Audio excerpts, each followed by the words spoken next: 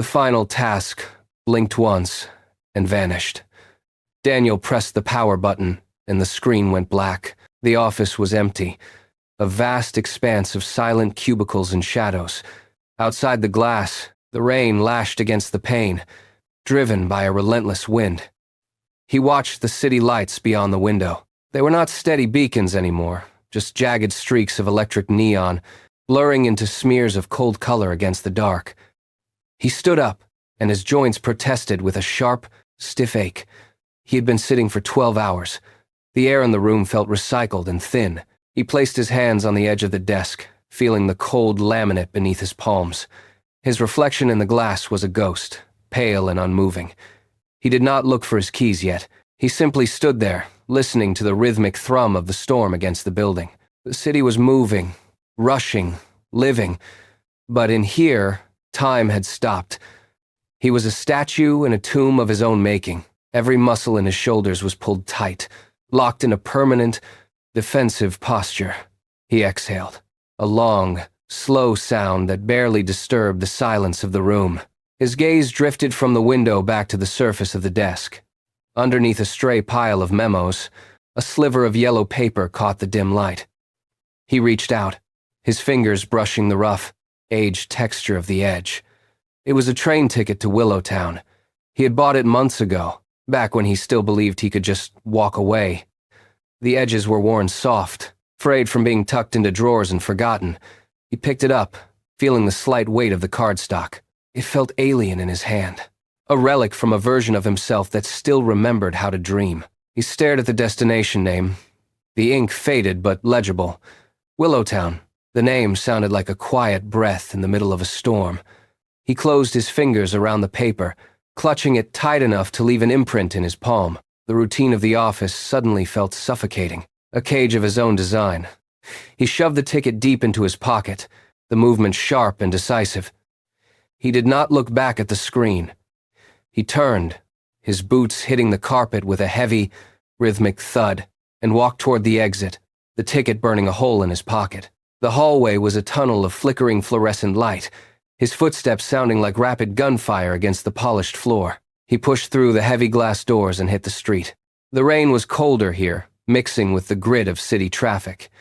He walked with his head down, navigating the slick sidewalks, past dark storefronts and rushing gutters. The city felt vast and indifferent, a sprawling maze of steel and shadow. Every block brought him closer to the station, the air growing heavier with the scent of wet concrete and ozone. He reached the entrance, a cavernous archway where the wind whistled through iron rafters. The platform was nearly deserted. Only the hum of the overhead power lines cut through the steady drumming of the storm. He walked toward the tracks, his pace slowing as the vast, dark expanse of the rails opened up before him. The smell of electricity was sharp, biting at the back of his throat. He paused near the yellow line, watching the tracks disappear into the dark tunnel. A low vibration started in the ground, rattling the soles of his feet. The train was coming. He stepped forward, ready to leave the city behind. The doors hissed shut behind him, sealing out the relentless rhythm of the rain. The cabin was dim, illuminated only by recessed lamps that cast long, amber shadows across the worn upholstery. Daniel walked down the narrow aisle, his eyes tracking the empty seats. The air inside smelled of stale tea and damp fabric. Most rows were unoccupied, but he stopped at a seat near the window, sinking into the cushions with a heavy sigh. The train lurched into motion, a low vibration humming through the floorboards. Across the aisle, a woman sat with a heavy book balanced on her knees. She did not look up at first, her fingers tracing the edge of a page. Daniel stared at the reflection in the darkened glass, his own face a ghost against the passing city lights. He reached up to loosen his tie, the fabric feeling like a noose around his neck. Suddenly, the woman shifted, closing her book with a soft, decisive thud. She turned toward him, her gaze steady and direct. She studied his face for a long second, the silence in the cabin stretching tight between them. "Long day?" she asked. The question hung in the air, simple and sharp, bypassing the professional walls he had spent years constructing. Daniel stiffened. The question felt like an intrusion, yet he found no impulse to turn away. He gripped the armrest, his knuckles white, and stared at the floorboards where the train vibration rattled a loose screw. He opened his mouth to offer a standard, dismissive reply, but the words died in his throat. The cabin was too quiet for lies. Emma did not look away. She shifted, leaning slightly toward the aisle, her presence claiming the space between them. She watched the way his shoulders stayed hunched, the way his jaw remained locked tight even after he had tried to relax. Daniel looked up, meeting her eyes, and found a strange, unflinching clarity in her expression. She did not seem interested in the polite mask he usually wore for the world. She reached out, resting a hand briefly on the table between them, her movement deliberate and calm. She studied his shallow, rapid chest movements, the rhythm of a man running a race that never ended. "You look like someone who has forgotten how to breathe," she said. The sentence landed with the weight of an accusation, yet it offered an odd, unexpected relief. The space between them collapsed, leaving no room for anything but the truth. Daniel let his head drop back against the seat. The confession started as a low murmur, barely audible over the hum of the tracks. He spoke of the blue light of his monitor, the endless stream of emails that arrived like waves, and the meetings that melted into one another until time lost all meaning. He described the sensation of waking up already behind, his pulse racing before he even touched the floor. He rubbed his eyes, the skin dry and hot, and tried to articulate the feeling of being trapped in a machine he had built with his own hands. Every deadline was a knot, and he had spent years pulling them tighter, convinced that if he just reached the next milestone, he could finally stop. He leaned forward, elbows on his knees, and the admission hung between them, heavy and undeniable. The more he spoke, the more the reality of his exhaustion pressed into his chest. He had spent so long hiding this fatigue that hearing it voiced aloud felt like a physical blow. He looked at his hands, open and empty, and realized he had nothing to show for the years but a profound, hollow ache. The words were out now, and they were far heavier than he had ever dared to imagine. The silence in the cabin stretched thin, broken only by the rhythmic, metallic clatter of the wheels against the steel tracks. It was a relentless, repetitive sound, mirroring the exact cadence of the life Daniel had just described. Emma reached out and closed her book, the snap of the cover echoing in the small space. She leaned back, her gaze fixed on him with a sharpness that cut through the dim amber light. She did not offer sympathy or hollow comfort. Instead, she tilted her head, listening to the wheels beneath them. "You are talking about projects," she said, her voice steady and clear. "You are talking about milestones and checklists. You are building a life, Daniel, but you are not living it." The words hung in the air, punctuated by the mechanical thrum of the train. Every beat of the wheels seemed to underscore her point. A clock ticking away the years he had spent merely functioning. He looked out the window, but the dark glass only reflected his own tired face. The contrast between her observation and his internal reality felt like a fracture. He had spent his entire adulthood constructing a foundation that now felt like a cage, and the sound of the train beneath him suddenly shifted from a steady commute into a deafening, repetitive reminder of everything he had left behind. The train plunged deeper into the night, the landscape outside reduced to a featureless, ink-black smear against the glass. There were no city lights anymore, no landmarks to anchor him to the world he had just left behind. Daniel sat motionless, the space between them filled with the slow, steady vibration of the steel beneath his feet. He tried to look for a reflection, but the darkness was absolute, a void that pulled his gaze inward. Every syllable Emma had spoken looped in his mind, stripping away the justifications he had built over a decade. He watched his own knuckles whiten as he gripped the armrest. The physical tension, a sharp contrast to the sudden, unsettling stillness of his thoughts. The train tracks hummed, a low, constant drone that seemed to vibrate through his very bones. He felt the structure of his identity, the titles, the deadlines, the frantic pace dissolving in the quiet. He shifted his weight, but the discomfort remained, a heavy, sinking sensation in his chest. He was no longer just a passenger on a commute. He was adrift in a space where his old metrics of success held no value. The world outside had vanished, leaving nothing but the sound of his own breathing and the crushing, undeniable weight of a life currently unlived. The air inside the carriage grew heavy, thick with a sudden metallic drop in pressure. Daniel felt it in his inner ear, a sharp pop that made him wince. Outside, the black void began to pulse with erratic, jagged flashes of violet light. It was not just rain anymore. The sky was tearing itself apart. He looked at the window, watching as the glass began to rattle in its frame, a frantic, high-pitched vibration that cut through the steady drone of the train. Every lamp in the ceiling hummed, then flickered, casting long, dancing shadows that stretched across the floor. Then, the sky collapsed. A massive, bone-shaking crack of thunder detonated directly above them, so close it felt like the steel roof had been struck by a hammer. The carriage shuddered in response, the floorboards groaning under the sudden, violent impact of the sound. Daniel felt his heart hammer against his ribs, the rhythm of his own pulse spiking to match the intensity of the storm.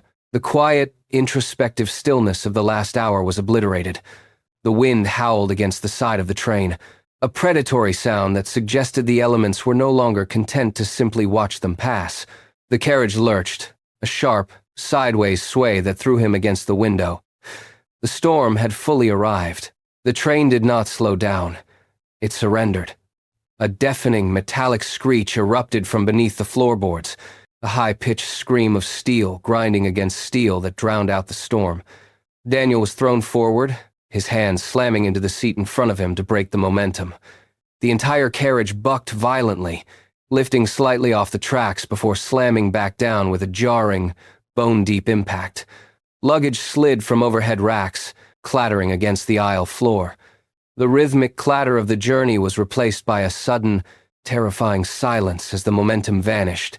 Passengers around him were jolted from their seats, voices rising in a frantic, confused chorus of shouts and gasps. Daniel looked toward the aisle, his own breath caught in his throat. As the cabin tilted, the floor remaining at an unnatural angle. He gripped the edge of the seat, his knuckles white, feeling the same sudden, jarring cessation he had been trying to ignore in his own life. The train was motionless, trapped in the heart of the gale. Outside, the rain continued to lash against the glass, but the frantic energy had moved inside.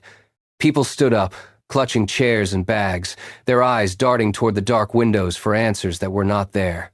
The stillness that followed the screech was heavy, suffocating, and absolute.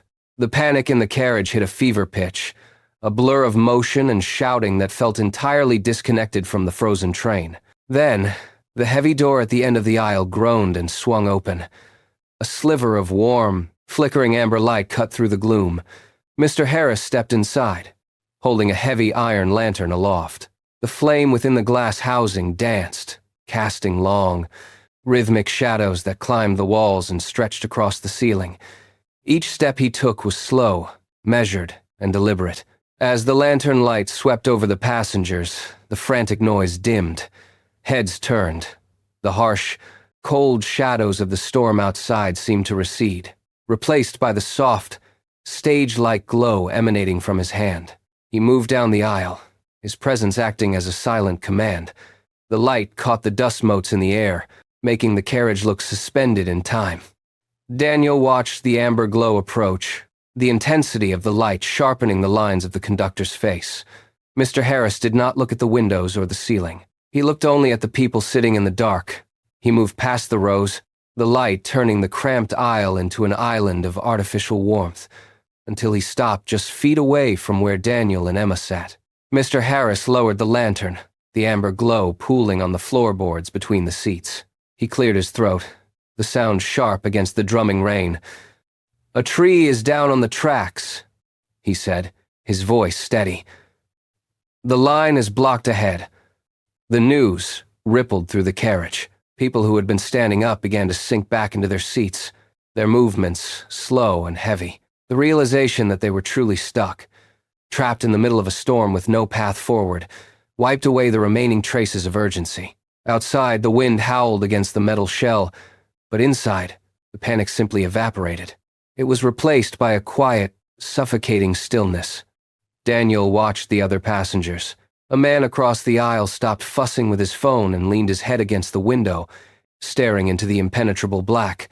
A woman nearby let out a long, shuddering breath and closed her eyes. The train was no longer a vessel of transit.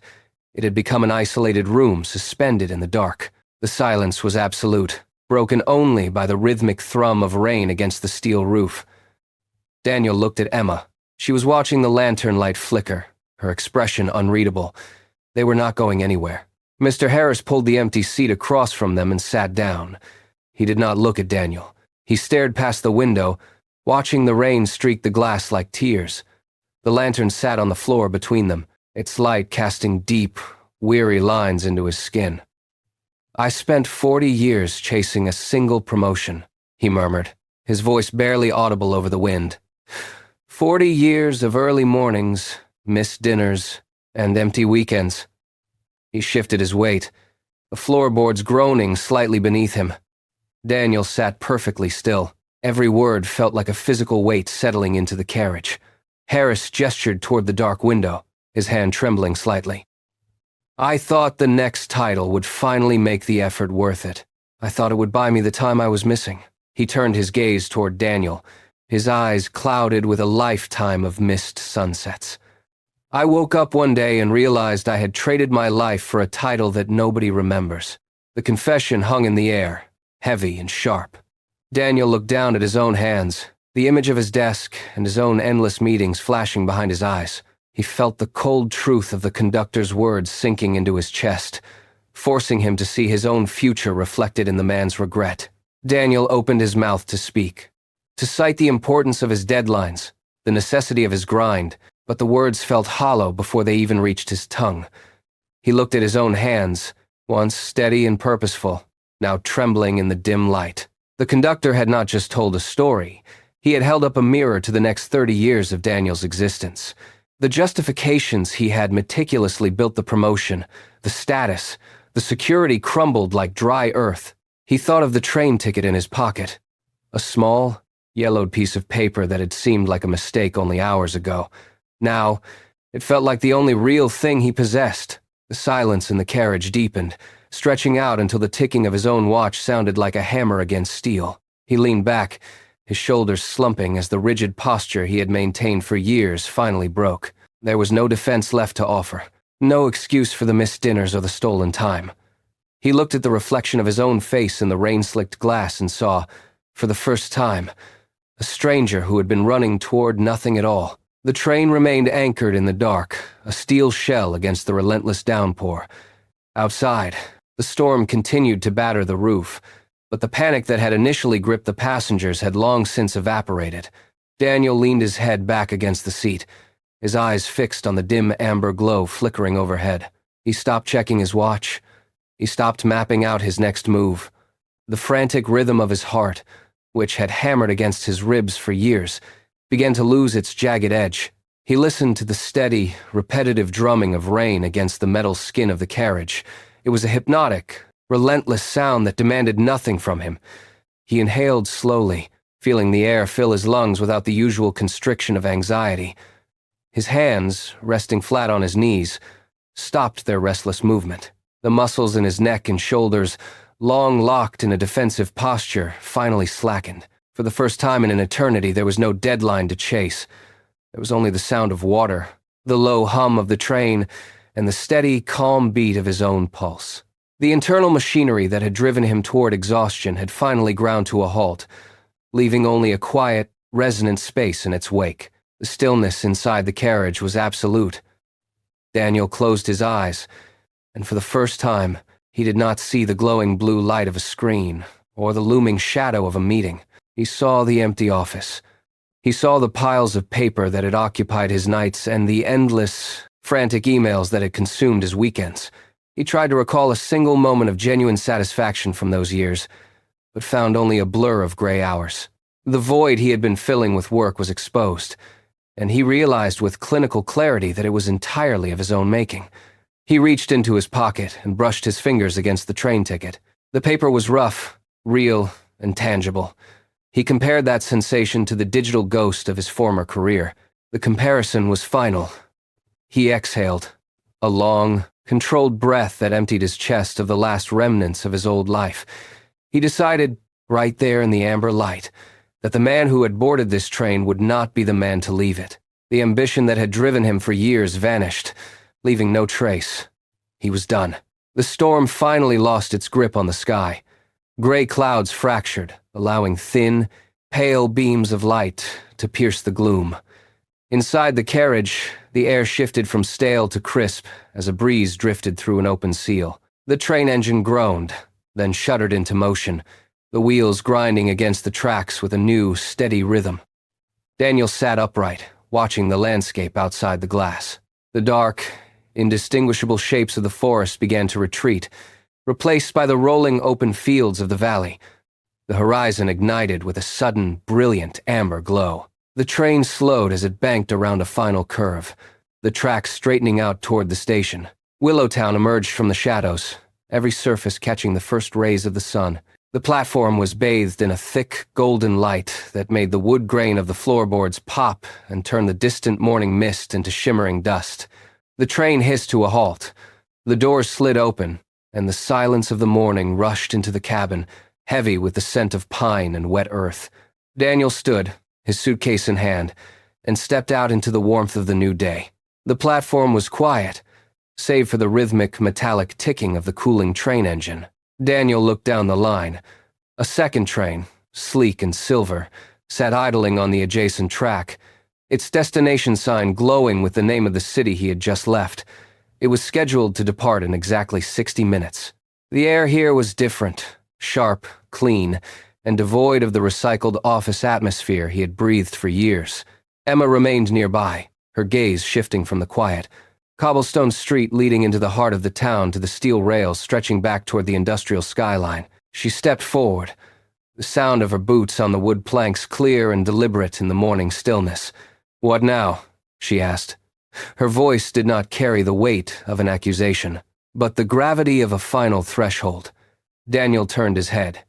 He looked at the silver train, then at the sunlit path winding toward a small cafe where the scent of roasting coffee beans drifted on the breeze.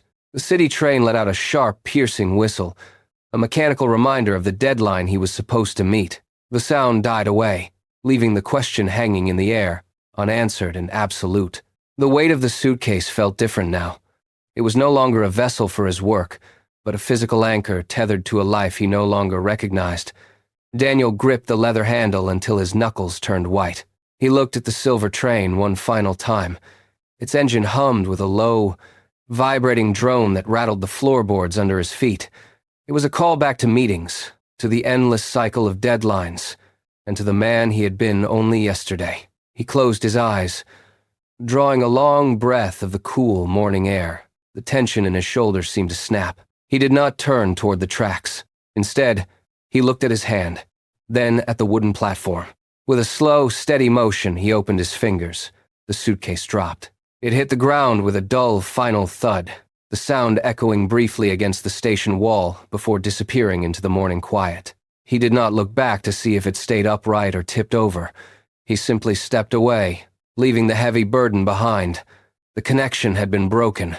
He turned toward the street, his hands empty for the first time in years, and began to walk. The wooden platform receded behind him, but he did not glance back.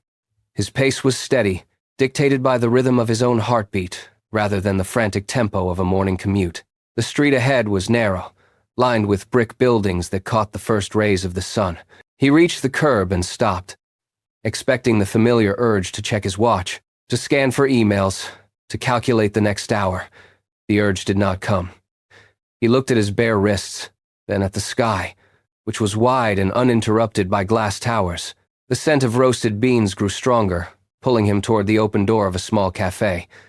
He stepped inside. No one asked for a report. No one demanded his attention. He sat at a corner table and watched the steam rise from a cup of coffee. He took a breath, drawing the morning air deep into his lungs. The tightness in his chest had vanished. There was no schedule to keep, no goals to reach. And for the first time in his life, the silence was not a void, but a beginning. He looked out the window at the town waking up, finally still, finally present.